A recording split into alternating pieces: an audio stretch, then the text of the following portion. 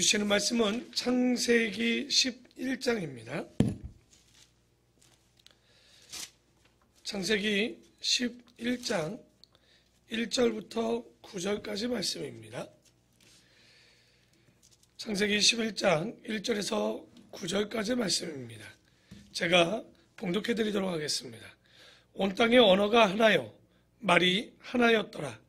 이에 그들이 동방으로 옮기다가 시날 평지를 만나 거기 거류하며 서로 말하되, 자, 벽돌을 만들어 견고히 굽자 하고, 이에 벽돌로 돌을 대신하며 역청으로 진흙을 대신하고, 또 말하되, 자, 성읍과 탑을 건설하여 그 탑 꼭대기를 하늘에 닿게 하여 우리 이름을 내고 온 지면에 흩어짐을 면하자 하였더니, 여호와께서 사람들이 건설하는 그 성읍과 탑을 보려고 내려오셨더라. 여호와께서 이르시되, 이 무리가 한 족속이요 언어도 하나이므로 이같이 시작하였으니 이후로는 그 하고자 하는 일을 막을 수 없으리로다. 자, 우리가 내려가서 거기서 그들의 언어를 혼잡하게 하여 그들이 서로 알아듣지 못하게 하자 하시고, 여호와께서 거기서 그들을 온 지면에 흩으셨으므로 그들이 그 도시를 건설하기를 그쳤더라. 그러므로 그 이름을 바벨이라 하니, 이는 여호와께서 거기서 온 땅의 언어를 혼잡하게 하셨음이니라.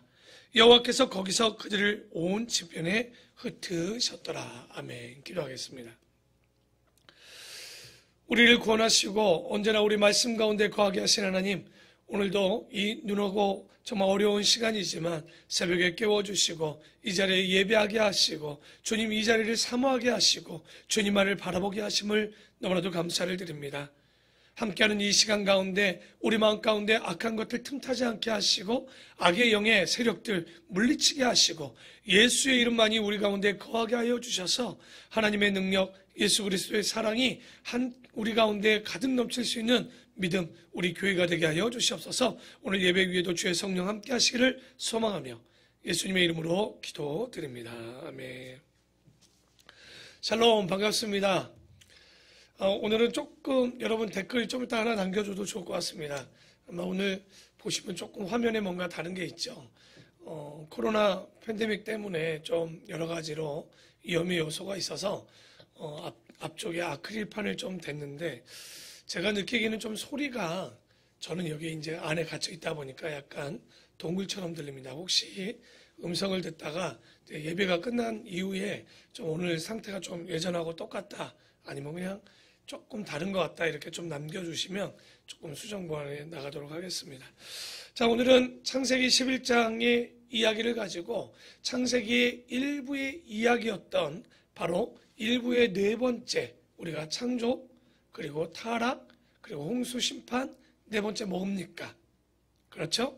바벨탑 사건과 인류의 분산에 대한 이야기를 오늘 좀 나눠보고자 합니다. 오늘은 2부의 이야기는 안 하고요. 급하게 안 하고 1부의 이야기, 1부의 마지막 네 번째 이야기를 간단히 하고 기도의 시간도 좀 가져야 될 것 같아서 좀 짧게 마무리하고자 합니다. 11장 보면요, 우리가 홍수 사건도 대단하지만 11장에 나타나는 바벨탑 사건 또한 매우 중요한 위치에 있음을, 주제임을 우리가 잘 알게 됩니다. 오늘 1절에 보면 1절과 2절 사이에 이렇게 됐죠. 온 땅의 언어가 하나요, 말이 하나였더라. 이 시대에는 말이 하나였음을 우리가 분명히 합니다.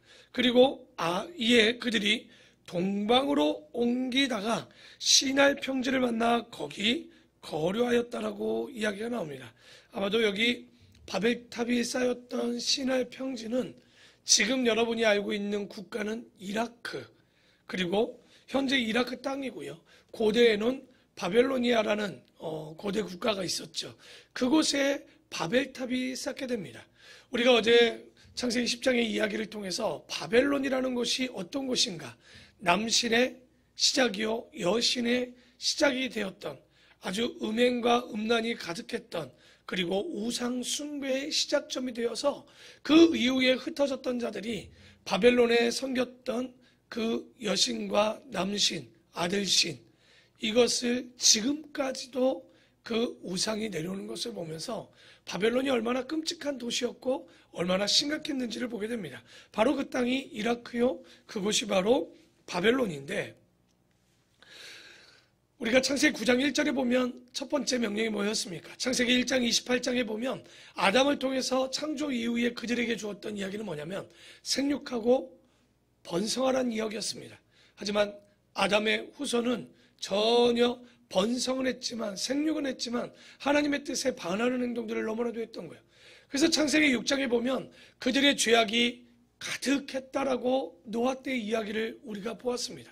그래서 하나님은 그 아픈 마음을 가지고 자신이 창조했던 모든 피조물들을 물로 심판하는 이야기들을 보았죠. 그리고 나서 이제 9장 이후에 물로 심판한 이후 1년이 지나고 나서 그들에게 다시 한번 명령을 내리면서 9장 1절에도 동일한 얘기합니다. 생육하고 번성하라고 이야기와 함께 노아의 후손들은 이제 다시 하나님의 자녀로서 살아가기를 시작합니다. 근데 문제는 뭐냐면 이 노아의 후손들이 늙어가면서 점점 믿음이 성장하고 성숙했던 것이 아니라 점점 그 나이가 먹어감에 있어서 믿음이 식어가고 잘못되어져 있는 것을 볼 수 있었습니다. 오히려 하나님의 뜻은 사람들이 온 세상으로 충만하고 은혜 가득하여서 퍼져나가신 것이었는데 오히려 노아의 후손들은 흩어가지 않고 모여서 반역을 꾀하고 있는 것을 봅니다. 우리 11장 4절 한번 볼까요? 4절입니다. 또 말하되 자 성읍과 탑을 건설하여 그 탑 꼭대기를 하늘에 닿게 하여 우리 이름을 내고 온 지면에 흩어짐을 면하자 하였더니 라고 나옵니다. 그들이 모여서 했던 일은 뭡니까? 권력화죠.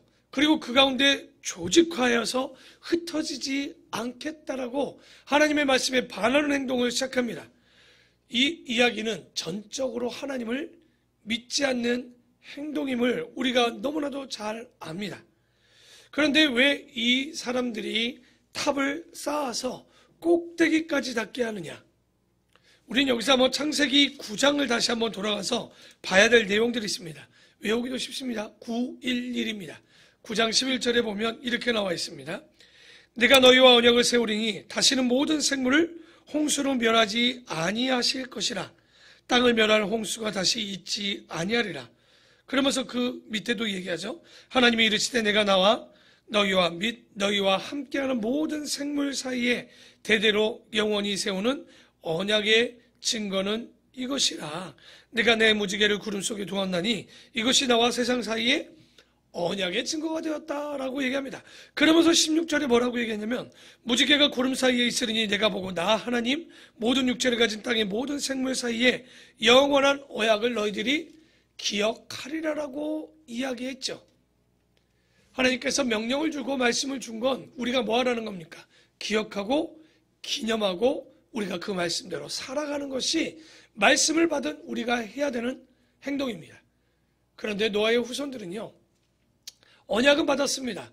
그것도 쌍무적, 다시 말해서 우리가 어떻게 해서 그것을 주신다는 것이 아니라 그냥 어떤 조건 없이 우리에게, 너희들에게 다시는 물로 심판하지 않겠다라는 언약을 주었음에도 불구하고 이들은 비로 심판하지 않고 물로 심판하지 않다는 그 은혜를 은혜로 믿지 못했던 거예요. 기억해야 되는 이스라엘 백성들이 기억하지 못합니다. 그러니까 홍수 때 혼났기 때문에 이들은 천둥과 하늘에서 비만 내리면 어떻게 됐을까요?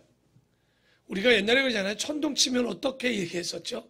야, 누가 벌 받을 놈, 그러니까 번개 맞으면 이건 벌 받을 놈이 정말 그 번개 맞아 죽었다라는 이야기도 옛날에 많이 하지 않았습니까? 아마도 이들도 비만 오면 하나님께서 화가 나셨던 것은 아닌가 생각하고 겁을 먹었지 않은가. 그러니 인간들이 할 수 있는 건 기억하지 못하고 자신들의 대책을 내놓습니다. 그래서 시작했던 것이 뭐냐? 자, 그러면 우리가 모여서 성을 건설하고 바벨탑을 쌓자. 그런데 이것을 주동했던 사람이 누구냐? 우리가 창세기 10장에 함의 족속의 자손이었던 니므롯이라는 하나님 앞에 용사였다라는 그 니므롯이라는 사람을 봅니다. 이 사람은 하나님을 말씀을 기억도 못했지만 순종하지 않을 뿐 아니라 자기 혼자 하면 몰랐겠지만 사람들을 선동하여 그 백성들이 함께 죄짓도록 바벨탑을 쌓도록 하게 되는 거예요. 분명히 하나님께서는 이 백성들이 생육하고 번성하여 온 땅에 충만하는 것이 목적이었는데 니므롯은 그것을 그 뜻을 그렇게 받지 않았어요. 분명히 이것은 하나님이 우리의 힘이 모이는 것을 두려워하고 힘을 뺏기 위하기 위해서, 그리고 당신이 통치하기 쉽게 하기 위해서 그들을 흩어짐을 면하게 하지 않았느냐라고 니므롯이 선동을 하게 됩니다. 그래서 백성들이 니므롯의 말에 따라, 참 이것도 가슴 아픈 얘기죠. 하나님의 명령을 듣지 못하고 심판을 보았음에도 불구하고, 여러분, 그래서 우리가 그 뒤에 보는 출애굽기를 보면요, 사람들이 기적을 보면 어떻다고 얘기했죠? 기적을 보면 와, 이게 하나님이다라고 생각을 해야 되는데 기적을 보면 놀라는 거예요. 기적을 보면 하나님이 아닌 깜짝 놀라는 행동들만 하게 되는 거죠. 그래서 하나님의 말씀을 기억한 것이 아니라 오히려 하나님을 대적하게 되고 그것에 탑을 쌓는 이야기가 바로 바벨탑 사건입니다. 이 이야기는 성경에 나오지 않아요. 하지만 유대인의 백과사전에 보면 이 바벨탑을 쌓는 이야기가 나오는데, 그들은 바벨탑이라는 게 왜 문제냐? 바로 불신앙의 어떤 상징이 되기 때문이 그렇습니다. 바로 노아를 통해서 하나님께서 보여줬던 것은 하나님의 상징적인 무지개 언약을 통해서 다시는 심판하지 않겠다라고 했지만 그들의 행동은 하나님을 거짓말쟁이로 취급한 것과 다르지 않은 거예요. 우리도 살아감에 있어서 믿음이라는 게 그렇습니다. 말씀대로 살아야죠 하면서 하나님의 말씀을 순전하게 100% 믿지 못하는 행동들이 너무나도 많이 있습니다. 믿는다고 하면서 나의 방법을 찾고 믿는다고 하면서 사람들의 이야기를 듣는, 하나님의 말씀보다 더 사람들의 말씀을 기억하는 일들이 있지 않았는가. 그래서 하나님께서 하신 일은 뭐냐면, 자, 4절부터 또 한번 읽을게요. 또 말하되, 자, 성읍의 탑을 건설하여 그 탑 꼭대기를 하늘에 닿게 하여. 실제 높이는 제가 몇 미터 정도 되냐고 그랬습니까? 아마도 이 바벨탑을 역사학자들은 지구라트라는, 한번 인터넷에다가 지구라트라고 치면 이런 바벨탑 모양이 나올 겁니다. 사람들이 올라가서 이렇게 올라갈 수 있는. 근데 그 시대 90m라면요 어마어마하게, 지금 진짜 1km 넘는 그런 건물들과 같은 느낌이었을 겁니다. 더더욱이 그때는 높아봐야 2, 3층에 2층 높이도 없습니다. 그 정도로 건축이 어려울 때 불가사의한 건물을 짓게 되죠.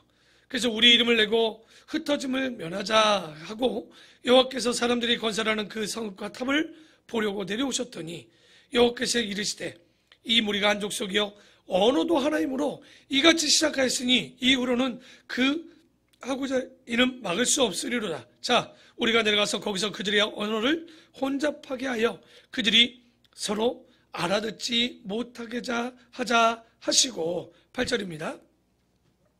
여호와께서 거기서 그들을 온 지면에 흩으셨으므로 그들이 그 도시를 건설하기를 그쳤고 그곳을 바벨이라고 이름하였다라고 나옵니다. 그러니까 그들에게 내렸던 건 다른 심판은 아니고요, 언어를 혼잡하게 합니다. 구음이 다 하나였음에도 불구하고 이제는 그들이 서로 일하지 못하도록 아주 가장 효과적인 방법을 쓴 거죠. 할로우? 그러니까 이쪽에서 뭐라는 거예요? 뭐라고? 니하오? 못 알아먹는 거예요. 그러니까 이 사람들이 벽돌 달라는데 벽돌을 뭔 말인 줄 알아야 벽돌을 주고, 그러니 서로 일할 수가 없어서 어쩔 수 없이 그들이 흩어졌다라는 이야기입니다. 그런데 이때 언어가 생겨진 게 몇 개 정도냐? 지금 언어학자들이 계산을 해보면 1만 개 정도의 언어가 있다라고 합니다. 현대도요, 지금 방언이 7,000개 정도 남아 있다고 합니다. 언어가 7,000개 정도 남아 있는데, 그런데 이것이 지금 보면 두 주간에 하나씩 언어가 사라져 통합된다고 합니다. 표준화가 되고 있는 거죠. 아마도 그러면 영어로 우리가 지금 언어가 통합되는 것 아닌가. 지금 세계 공통 언어가 영어로 대부분 가고 있는데요. 그래서 이들이 바벨탑을 쌓아서 그 하나님께 도전장을 낸 것을 하나님께서는 바로 언어를 혼잡게 하여서 천지에 흩어버리게 하는. 왜 그럽니까? 9장 1절에 얘기했던 게 뭐죠?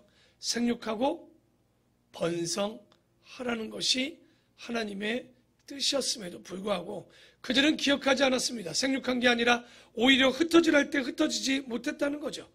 그러니 이때는 하나님의 뜻은 도시를 세우는 게 아니었습니다. 오히려 하나님의 뜻이 온 천지를 충만해서 흩어지게 하고 그것을 누리게 하는 것이 하나님의 뜻이었는데, 이 바벨탑을 쌓았던 사람들은 전혀 그 뜻을 알지 못했다는 것. 그래서 항상 믿음의 사람들은 생육하고 번성하는 일들이 정말 시작이지 않나 싶습니다. 오늘 창세기 11장의 이야기를 좀 정리하면서 보면, 제가 이야기했듯이 유대인들은요, 역사에 쓰는 기술이 있습니다. 이 저자의 기술들을 보면 먼저 노아의 자손인 셈, 함, 야벳 중 중요하지 않는 자의 이야기를 먼저 하죠. 누구부터 했습니까? 야벳의 이야기, 함의 이야기, 이제 요한계시록까지 가는 셈의 이야기를 합니다. 11장 10절에도 보면 셈의 족보를 쭉 이야기하면서 그 아르박삿, 그 자녀들 중에서도 그 셈 중에 아르박삿, 왜냐면 그 밑에 데라, 그 밑에 아브람까지 나오는 족보를 쭉 기록하고 있죠. 그런데 여기 한번 11장, 시간이 되니까 한번 좀 볼게요. 11장 27절에 보면, 11장 27절입니다.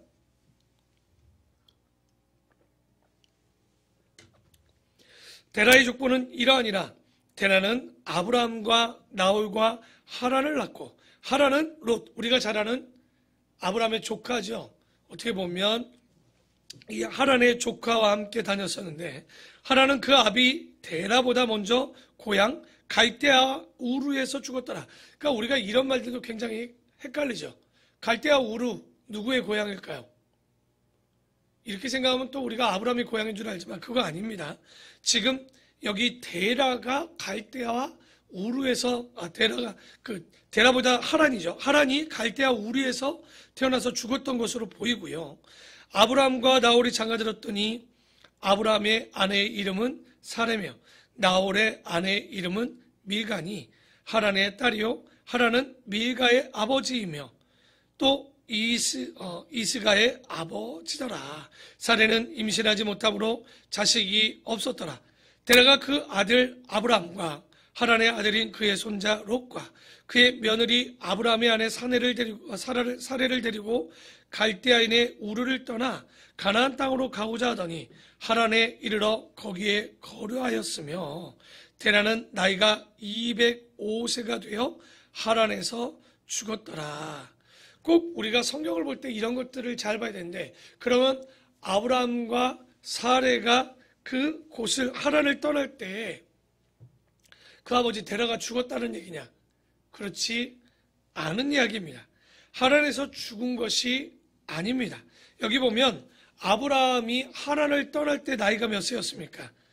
그러니까 아마도 이때 이야기를 보면 145세, 그러니까 데라가 145세니까 60년을 더 살거든요. 아브라함이 떠나고 나서도 60년을 더 사는 것을 보게 됩니다. 그러니까 우리가 12장에 보면 그 하란을 떠나서 그 아비와 친척집을 떠나가는 장면들이 좀 나오게 되는데, 그때까지도 누가 살아있느냐? 그 아버지 데라는 살아있음을 우리가 확인해 볼 수 있습니다. 그래서 오늘 여기 창세기 11장까지 이야기를 보고요. 내일은 창세기 12장 이하의 얘기를 가지고 50장까지 핵심적인 이야기들만 가지고 잠시 나눠보려고 합니다. 오늘의 말씀처럼 좀 기억해 봅시다. 우리가 하나님의 말씀을 기억하는 것이 우리 믿는 자가 가야 되는 길은 아닌가. 그런데 언제나 분주한 삶을 사는 우리는 하나님을 놓치고 사는 경우들이 많이 있습니다.